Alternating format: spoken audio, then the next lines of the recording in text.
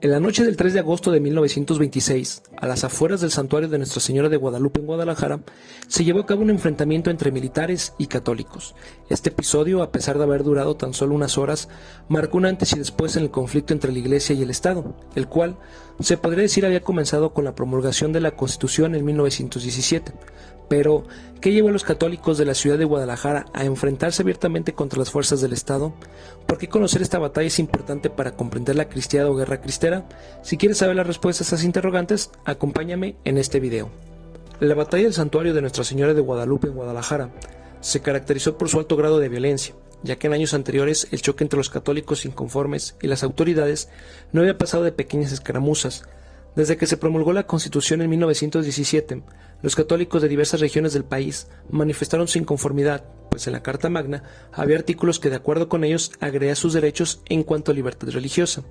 Así, los brotes de inconformidad comenzaron a darse en distintos puntos del país. En Guadalajara, ciudad con una arraigada tradición católica, fue protagonista entre 1917 y 1926 de algunos de ellos.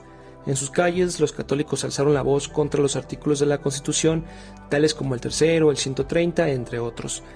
No vamos a profundizar en el conflicto religioso en Guadalajara, pues considero que es material para otro video, pero a manera de contexto, entendamos cómo se dio este conflicto en la capital jalisciense. Dicho conflicto lo podemos dividir en tres etapas, la primera entre 1917 y 1920. En ella, los católicos manifestaron su inconformidad por medio de marchas, repartición de panfletos, incluso un boicot. La segunda etapa, entre 1920 y 1924, los roces se dieron en gran medida entre obreros católicos y obreros afines al régimen, desembocando en muchas ocasiones en choques violentos. Y finalmente, entre 1924 y 1926 tenemos la tercera etapa. En esta ya se encontraba la Ley Calles, la cual fue promulgada en julio de 1926 y básicamente orilló a todos los católicos inconformes al recurso de las armas. Es por ello que es en esta etapa, precisamente en 1926, donde se da la batalla del santuario de Nuestra Señora de Guadalupe. Para finales de julio de 1926, justo cuando la llamada Ley Calles estaba en vigor, el clero tomó la decisión de suspender el culto, situación que calentó más los ánimos, y si esto se le suma a los rumores que decían que el gobierno quería entrar a los templos para inventariarlos, los católicos no se la pensaron dos veces para protegerlos, pues estaban conscientes que la última vez que los templos fueron ocupados por un ejército o por fuerzas federales, estos fueron profanados. Así, diversos templos a lo largo de la ciudad de Guadalajara estaban protegidos por brigadas de católicos, quienes se comunicaban por medio de cartas o el repique de campanas. Bien, una vez hecho este contexto, que es importante para comprender las circunstancias en las que se da esta batalla, pasemos ya a la reconstrucción de los hechos de esa noche. Para ello me he valido de algunos autores de prensa y testigos del evento, los cuales podrás encontrar en la descripción del video.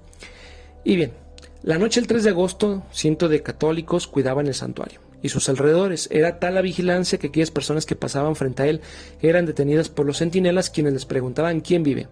Y si respondían «Viva Cristo Rey» o «Viva Cristo Rey Santa María de Guadalupe», los dejaban seguir con su camino. Cabe mencionar que esas actividades de vigilancia las realizan niños. De hecho, de acuerdo con los testimonios recabados, hombres, mujeres y niños tomaron parte activa en la defensa del templo. Pues bien, ya ese mismo día en la noche, un auto del ejército pasó frente al santuario. En su interior iba el general Muñoz, comandante de la plaza.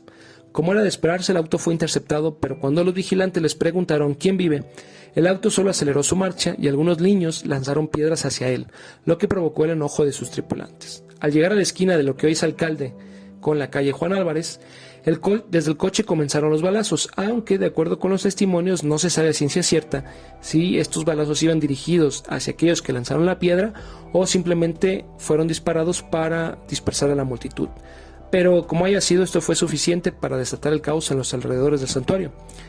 Posterior a los balazos, la campana del santuario comenzó a sonar y al lugar arribaron más católicos. Al mismo tiempo, 25 militares hicieron acto de presencia y rápidamente se distribuyeron por toda la zona. 5 de ellos se acercaron al cancel del santuario, pero cuando lo hicieron, una mujer que apareció de pronto atacó con un arma punzocortante al oficial de ese pequeño grupo, causándole su fallecimiento. La lucha siguió. Los militares estaban en apuros y cuando llegaron los refuerzos, cerca de 250, muchos de ellos fueron recibidos por balazos de sus propios compañeros, pues estaban confundidos, ya que además de la de que era noche, comenzó a llover. Mientras los hombres combatían cuerpo a cuerpo contra las fuerzas federales, las mujeres en el interior del santuario cantaban alabanzas sin aparente temor. A las 10 de la noche, menciona el historiador Jan Meyer, el ejército tenía el control sobre el jardín en torno al santuario, pero este y el atrio seguían en poder de los católicos. No fue sino hasta las 6 de la mañana del día siguiente que finalmente los católicos negociaron su rendición ante las autoridades. Los niños y las mujeres se les dejó en libertad, mientras que cerca de 400 hombres fueron arrestados. Es importante resaltar que entre los detenidos se encontraba Lauro Rocha, quien sería pieza clave durante la cristiada y la llamada Segunda Cristiada. Por fortuna para los arrestados, el párroco del santuario, el padre Manuel Llerena, tenía buenas relaciones con el gobierno local, lo que permitió la pronta liberación de todos los detenidos.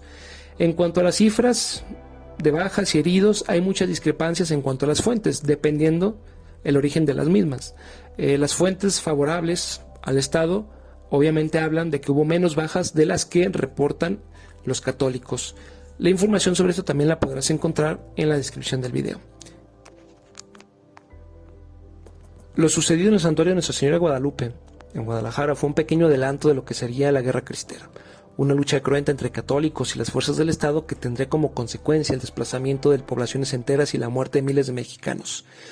Entender y conocer esta batalla es importante porque nos permite ver cómo se encontraba ya la situación política en ese momento entre el Estado y los católicos. Se puede decir que con la Iglesia también. En una situación en la que parecía que ya no había una vuelta atrás. Los medios pacíficos estaban agotados, pues el mismo Estado orilló a los católicos a que estos tomaron las armas. Y así, esa noche